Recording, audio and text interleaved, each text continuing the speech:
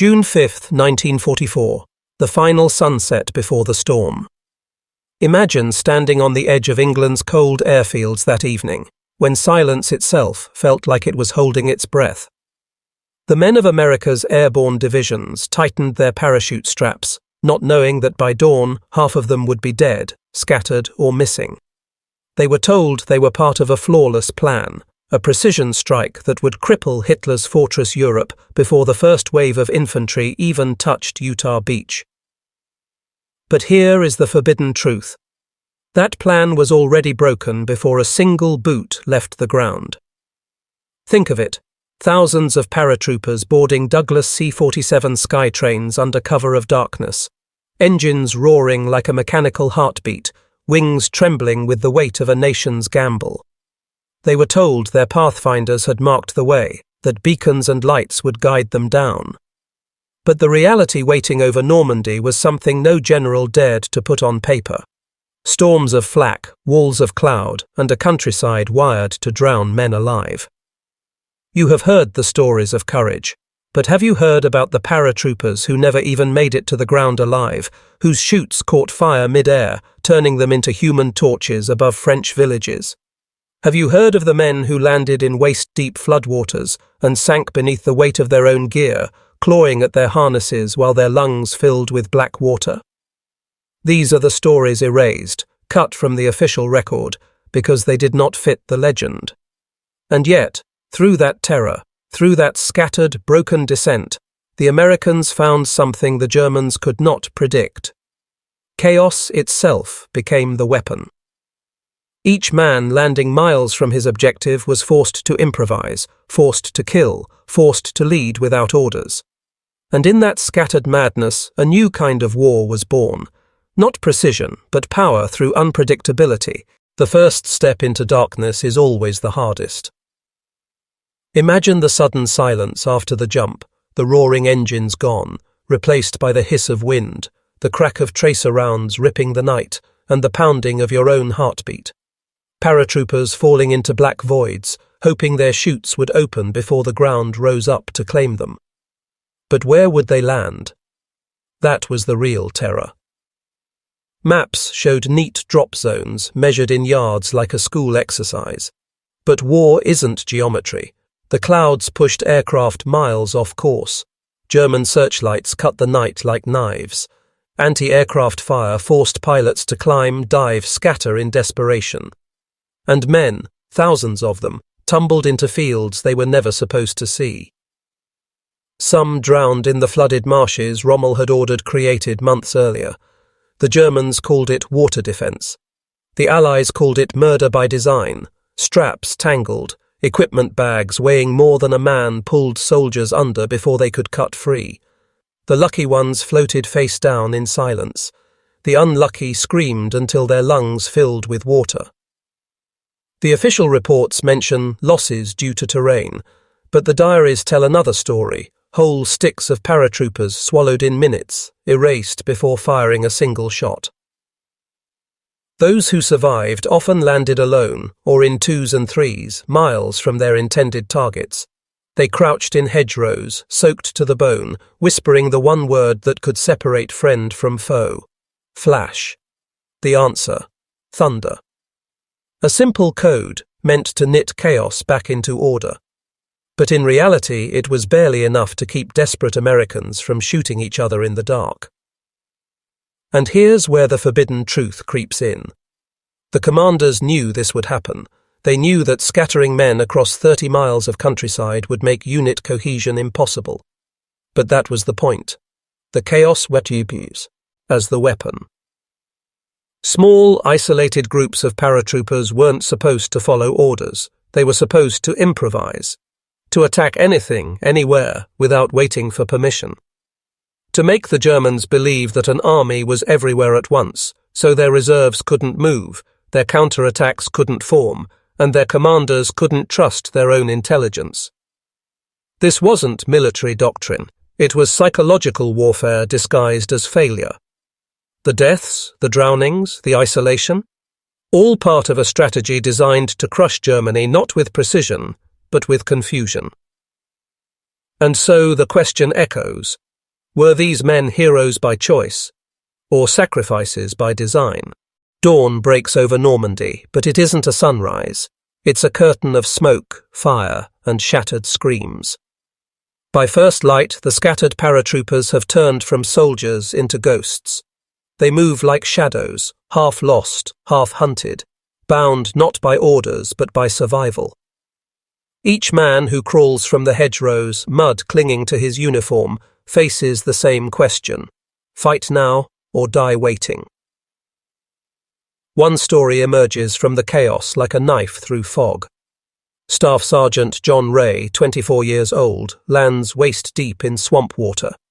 His parachute drags him backward, strangling him in the flooded fields. He hacks himself free with a jump knife, lungs burning, hands shaking, and then wanders for 4 hours across the night. By dawn, he has gathered not his squad, but fragments of 5 different regiments, lost men, stripped of their units, clinging together like shipwreck survivors. That's the story they want you to know. But here's the one they don't. The randomness wasn't a failure. It was design. Because these improvised bands of brothers became something the Germans couldn't comprehend: unpredictable, decentralized war machines. Think about it. German doctrine depended on order. Command structures, chain of command. Reports passed upward, orders passed downward. Every move, every counterattack calculated with precision. But what happens when the enemy refuses to play by the rules? When paratroopers appear out of nowhere, strike hard, vanish, then reappear miles away. Suddenly, maps become useless, radios report nonsense, and commanders begin to distrust their own men. This wasn't coincidence, it was sabotage of the German mind. The deeper truth is this: Eisenhower and his planners knew that chaos erodes authority. They gambled the lives of thousands to prove that fear could be stronger than firepower. Every scattered group of paratroopers became a rumor. 10 men ambushers, and a patrol became a battalion advancing. A single radio transmission became an entire division in the hedgerows. The Germans could never tell how many Americans were actually there, and that ignorance was fatal. Now picture the German side.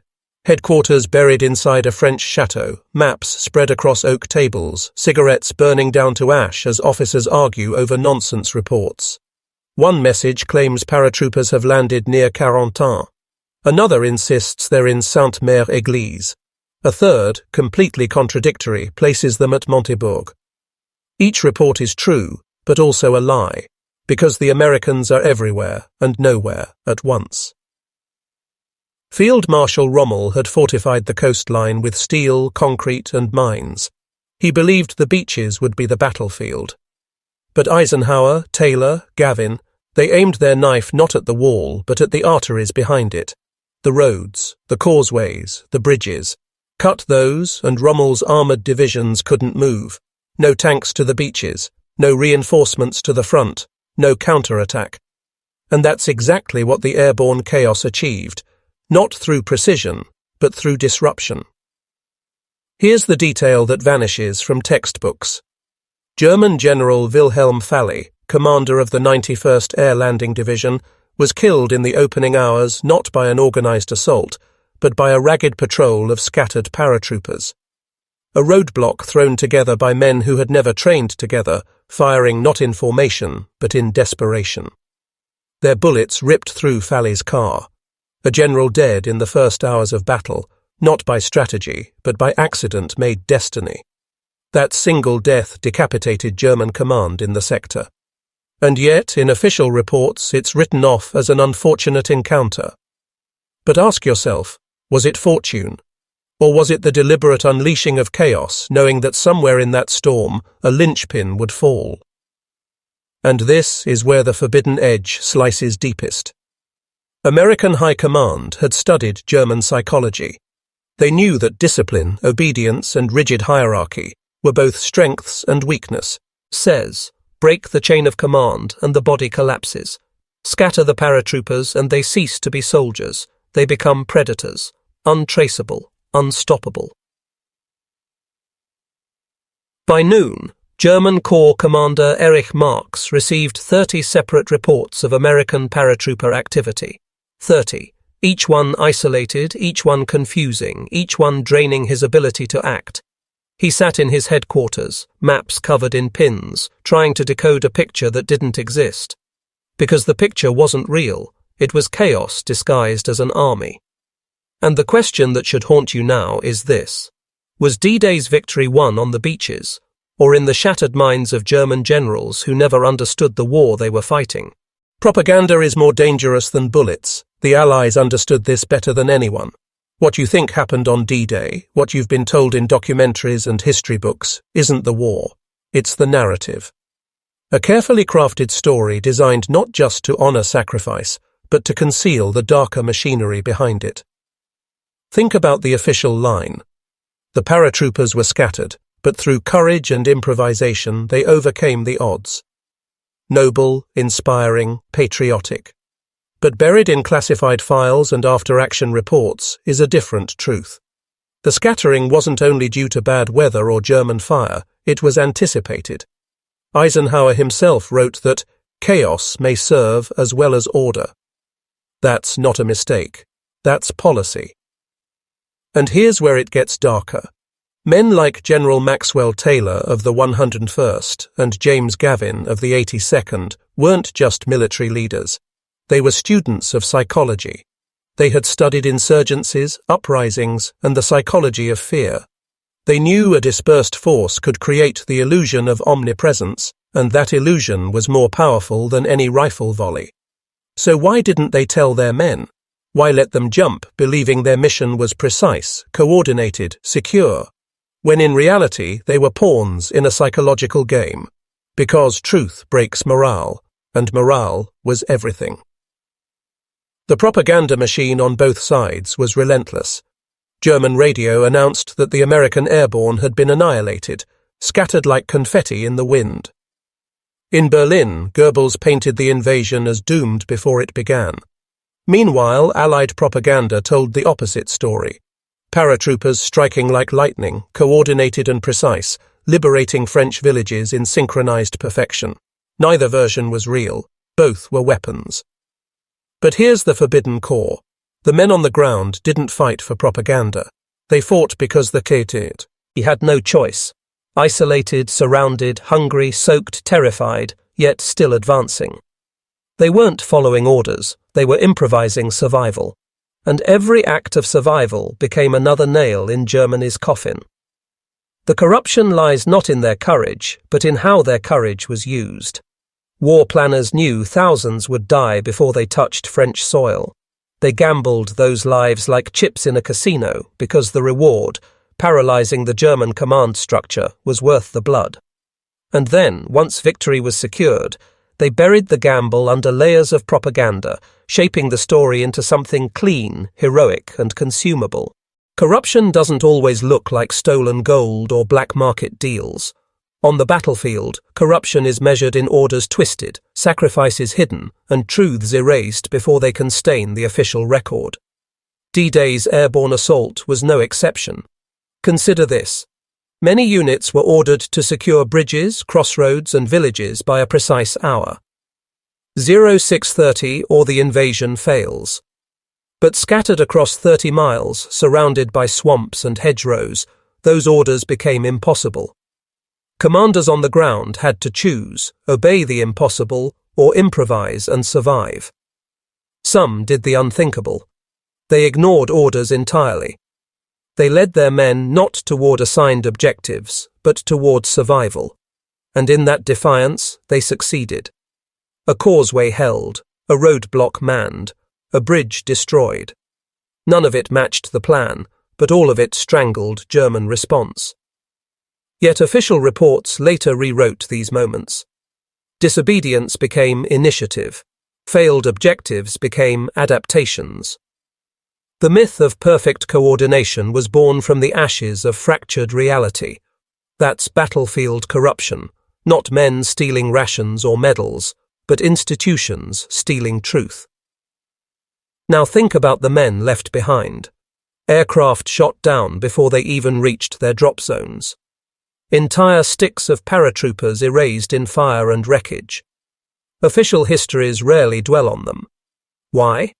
Because their deaths don't fit the narrative of victory.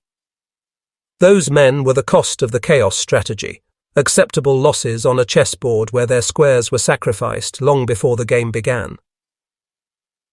And then there's the shadow of friendly fire. In the darkness, adrenaline surging, passwords forgotten, more than a few Americans shot each other in confusion. It happened in hedgerows, in orchards, in flooded fields. Reports of enemy fire often hid the truth, that fear and uncertainty turned brother against brother.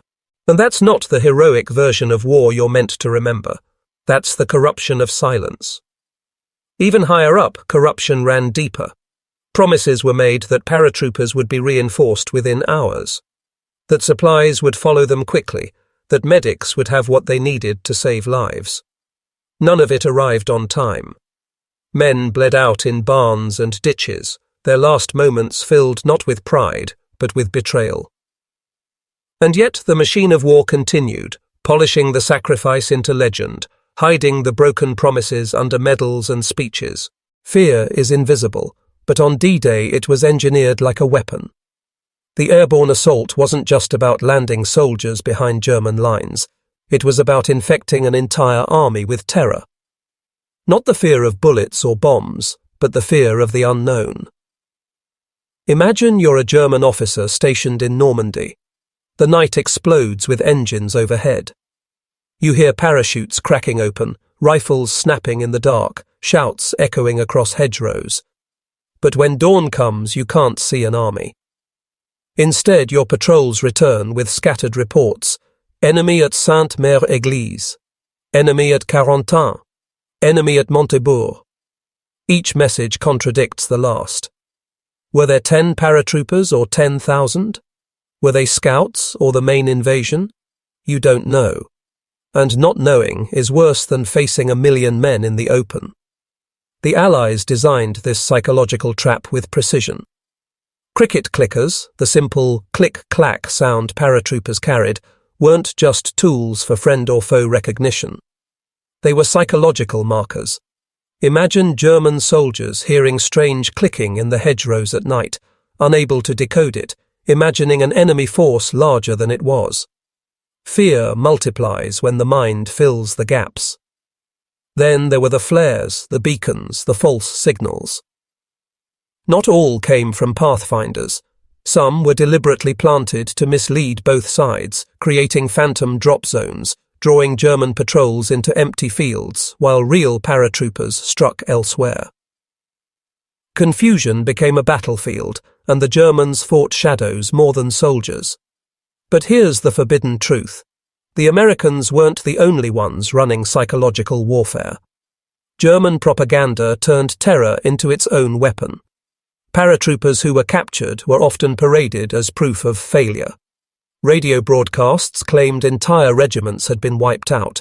Leaflets promised death for those who resisted. Wise. Yet even in this, the Allies twisted the blade. For every captured paratrooper, 10 more struck unexpectedly, proving the propaganda hollow. And think about the villagers. French civilians awoke to gunfire, to strangers in foreign uniforms appearing at their doors, begging for directions or shelter. For them, too, fear was weaponized, because at any moment, helping a paratrooper meant execution by German firing squads. Still, many chose to resist, guided by whispers that liberation was finally at hand. Fear, confusion, illusion. These were not accidents of the airborne assault. They were the core of it. The battlefield wasn't Normandy's fields and towns. The battlefield was the German mind.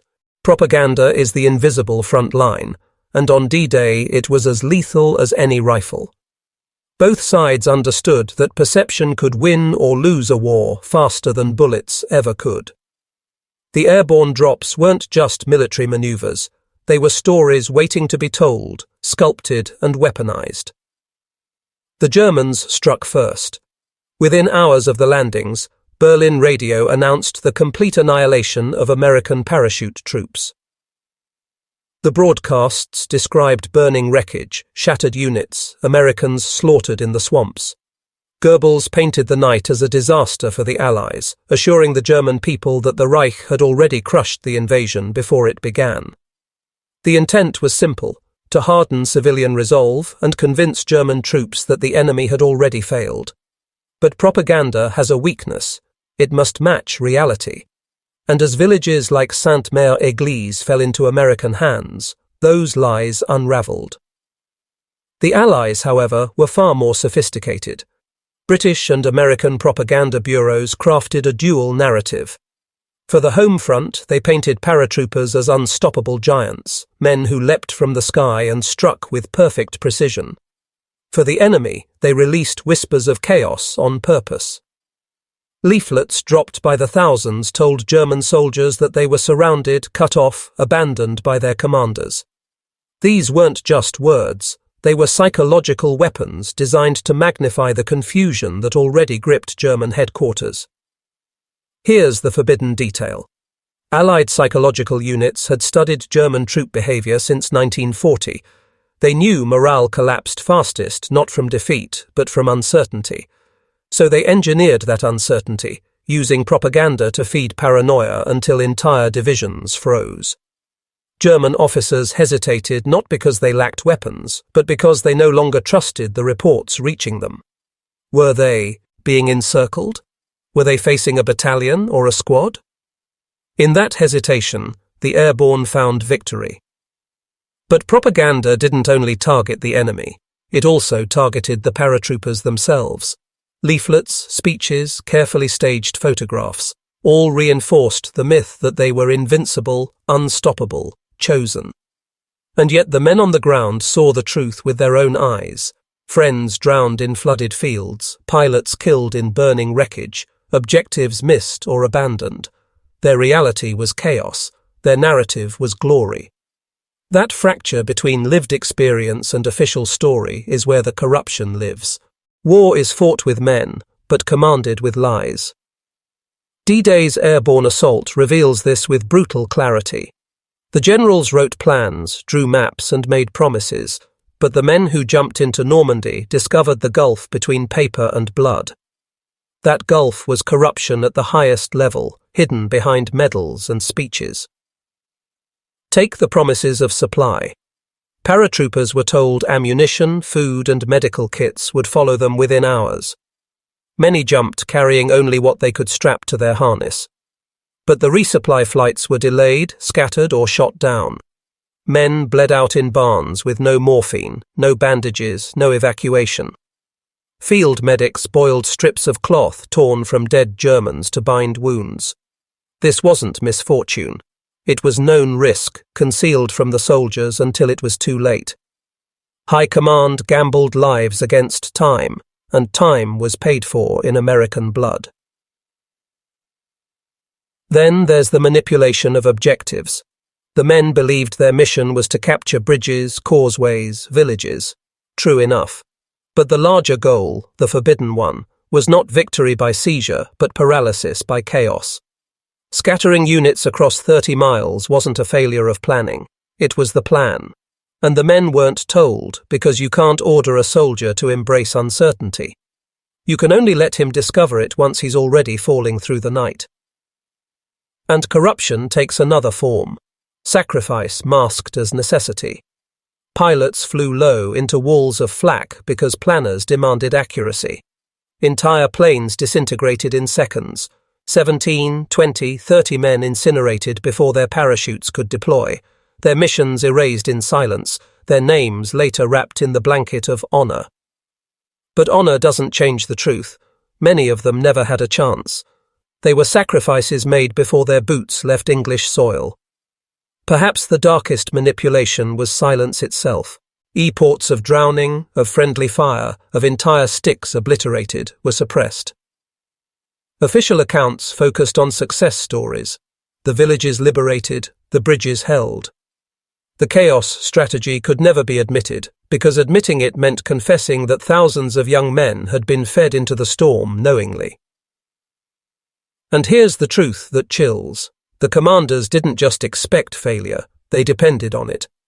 Because every dead or lost man contributed to the illusion of omnipresence. Every failure strengthened the weapon of fear. So ask yourself, if victory requires the betrayal of the very men who fight for it, is it still victory? Or is it something far darker?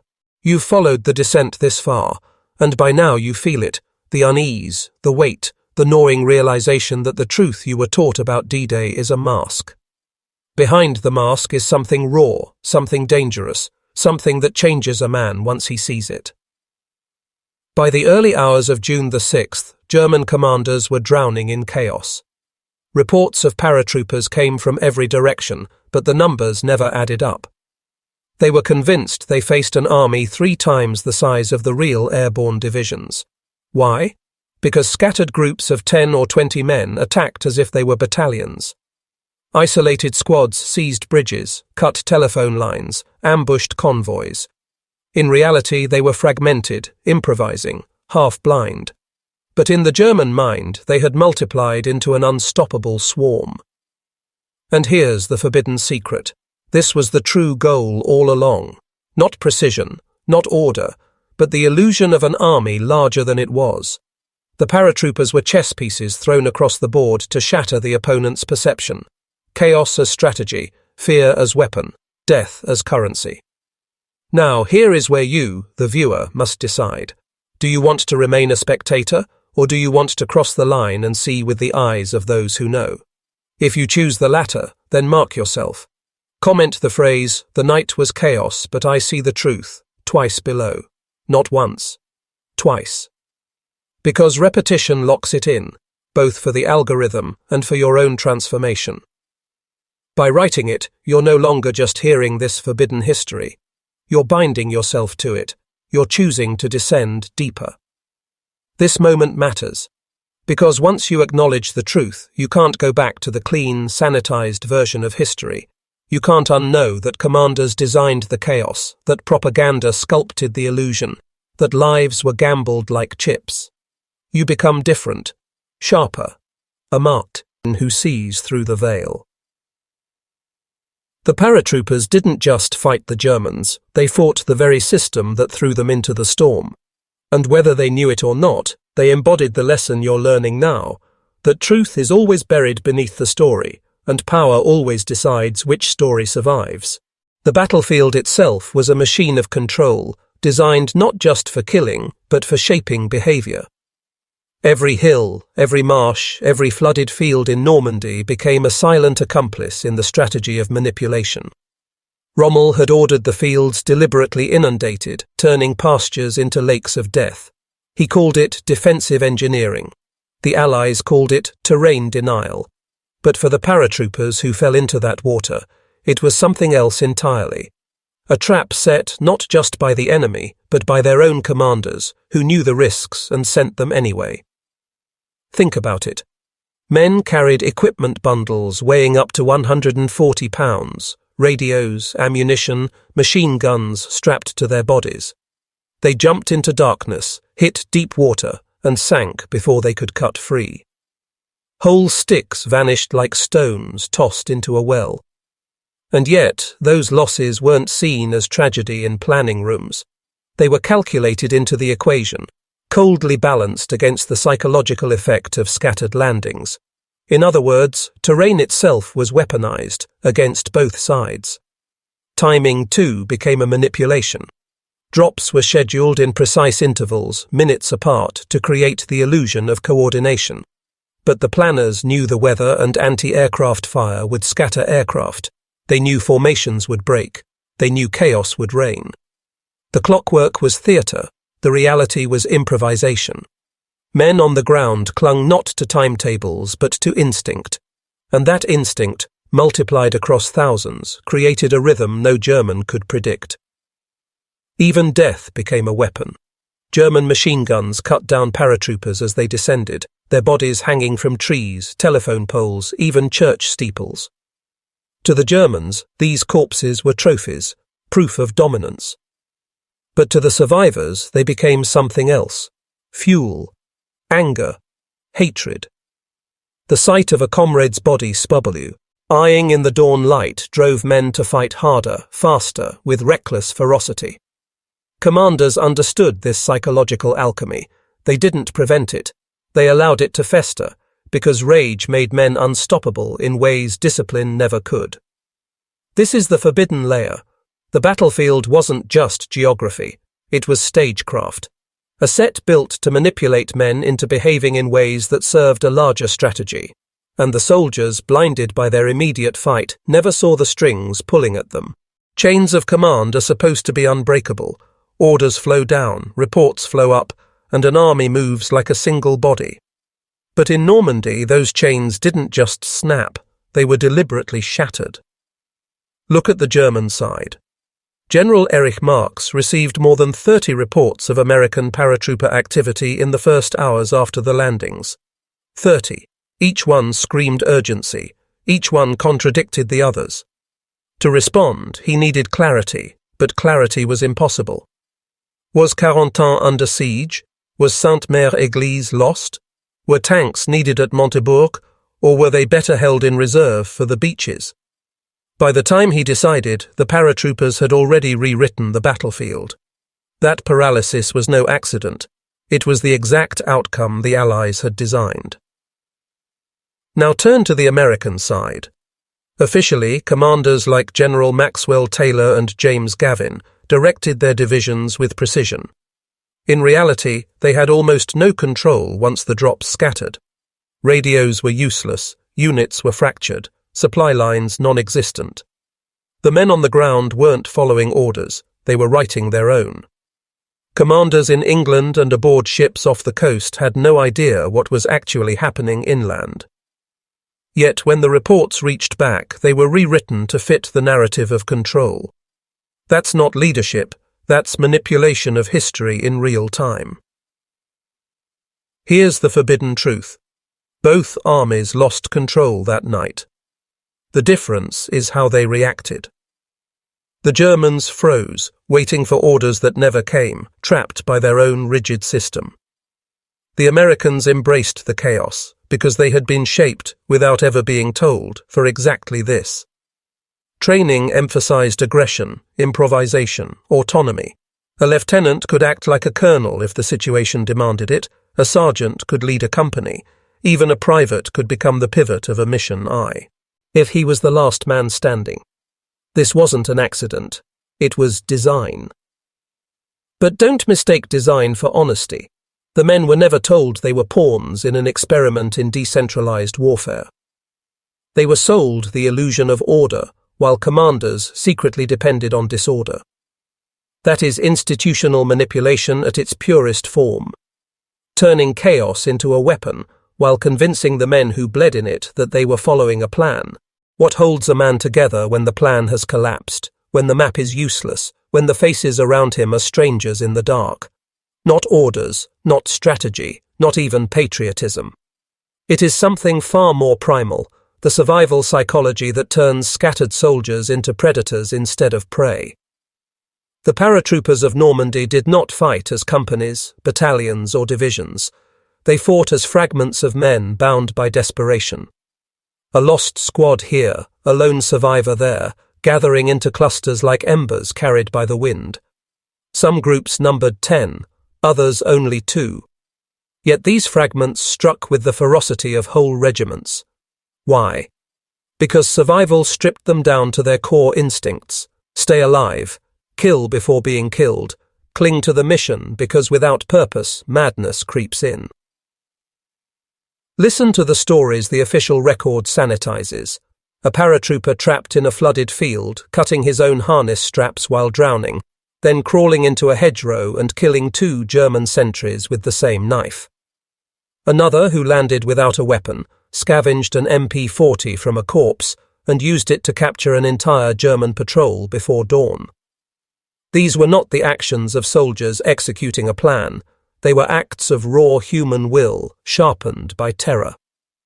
And here lies the forbidden truth. The survival state made the airborne unstoppable. In chaos, fear doesn't paralyze, it becomes a blade. Training had rewired their minds. For 18 months they were told, you are elite, you are predators, you will adapt when others break. And when reality shattered the grand design, that conditioning took over. They weren't waiting for orders. They were the orders. Compare this with the Germans. Their psychology was chained. Obedience, doctrine, order above all. When chaos struck, they stalled, waiting for commands that never arrived. American paratroopers thrived in the same. Chaos that smothered their enemies. That wasn't chance. It was psychological warfare drilled into the bones of the 82nd and 101st long before they ever boarded those planes.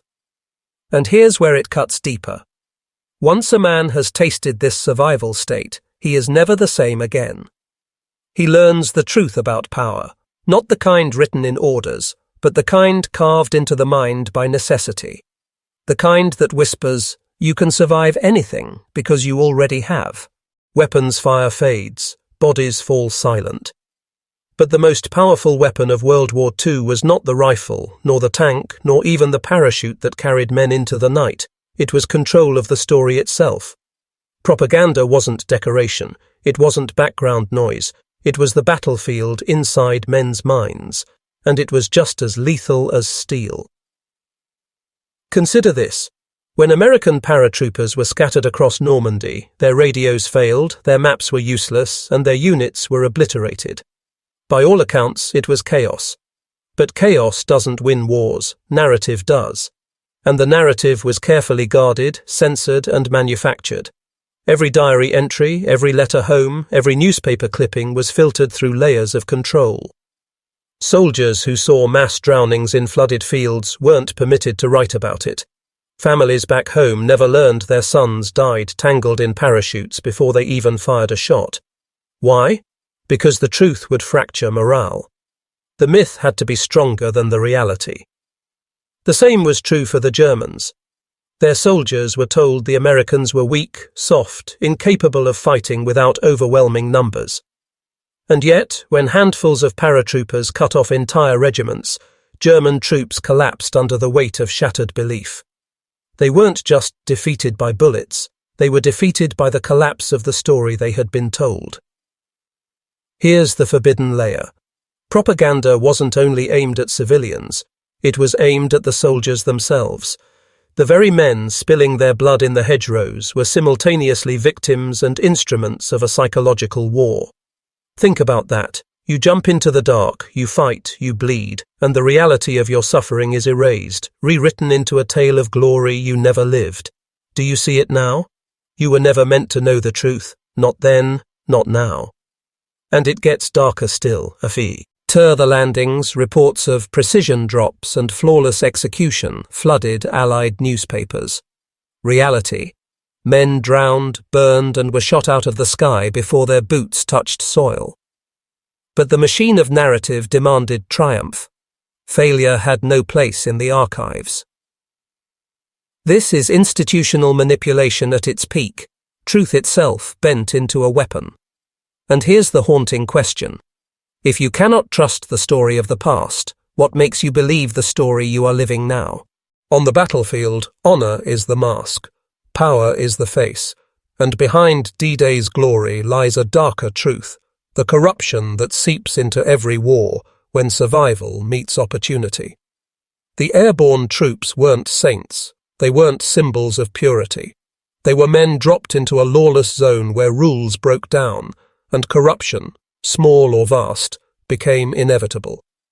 Picture this, paratroopers landing scattered, alone, hungry, stripped of gear, ammunition gone, radios smashed. And then suddenly they stumble upon a farm, livestock, wine, supplies. Do you think they marched past with discipline? Or do you think, as the official reports erased, that some took what they needed, by force, if necessary? In hedgerows across Normandy, fields were looted, homes stripped, cellars emptied. Survival blurred into exploitation, and the line between soldier and marauder vanished in the fog. But it wasn't just at the ground level. Corruption ran higher. Commanders falsified reports to cover failures.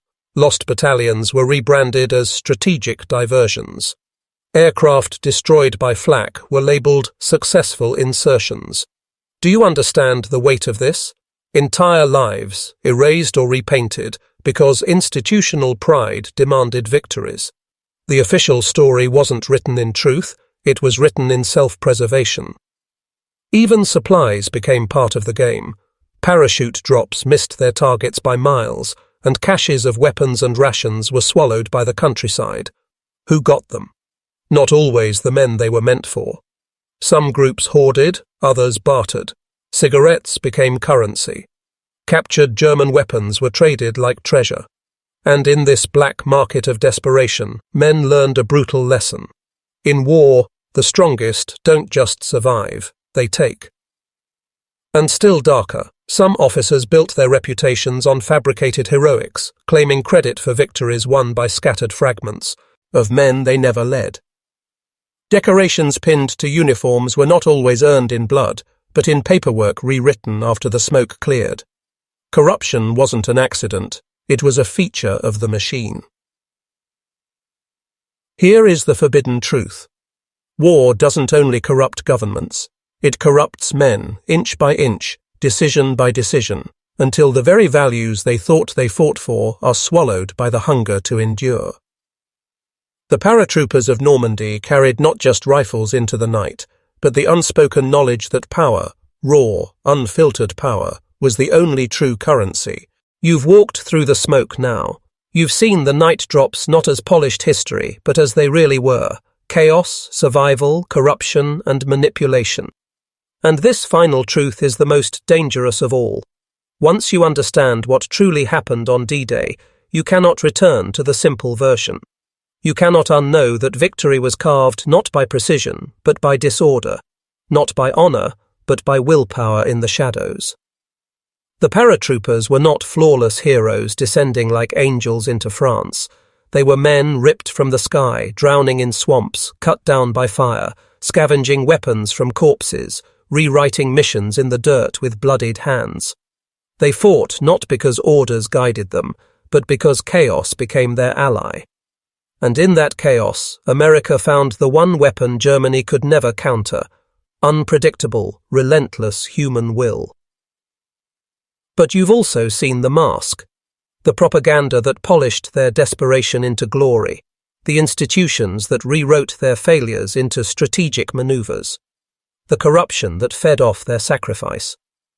Even as bodies lay in flooded fields, history was already being cleaned, dressed, and presented as legend. That's how power works. It doesn't just win battles, it owns the story afterward. And here's where you, watching this, cannot remain the same. Because what happened in Normandy isn't locked in the past. The same systems of narrative control, the same manipulation of truth, the same weaponization of chaos, they're alive right now, shaping how you see the world. If war is the ultimate test of men, then D-Day wasn't just a battle. It was a mirror, showing us what lies beneath the surface when order collapses. So remember this: once you've stared into that mirror, you either look away and forget, or you carry the knowledge forward. You become different, sharper, harder, a man who no longer swallows the polished version of any story without tearing it open first. If you've come this far, you've already begun the transformation. Let chaos be your weapon, let awareness be your armor, and let the truth, the forbidden truth, be the fire that no institution can put out. Now take this descent deeper. Like, subscribe, and dive into the next chapter of hidden history on this channel. The links are below.